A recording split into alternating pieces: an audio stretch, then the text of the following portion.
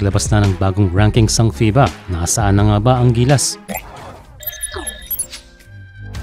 Sa kakatapos lamang na FIBA World Cup ay malaki ang tutulong ng ating performance para gumanda ang ating world ranking. Kung titignan ng bagong update ay tumaas ang Gilas ng 2 pwesto.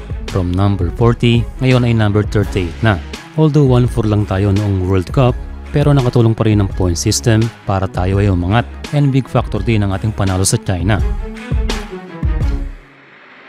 Napapansin na ang mga teams na pasok sa OQT ay nag-angatan sa rankings, samantalang mga hindi pinalad katulad ng China at Iran ay bumaba ang pwesto. Ang mga biggest climbers sa Asia ay ang Lebanon, Bahrain, American Samoa, Japan at Indonesia. Unexpected na bumaba ang Korea na na-disqualified.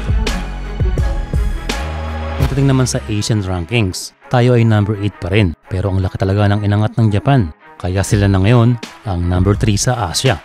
Pero kung tatanggalin ang Australia at New Zealand, sila na ang number 1 sa ating region.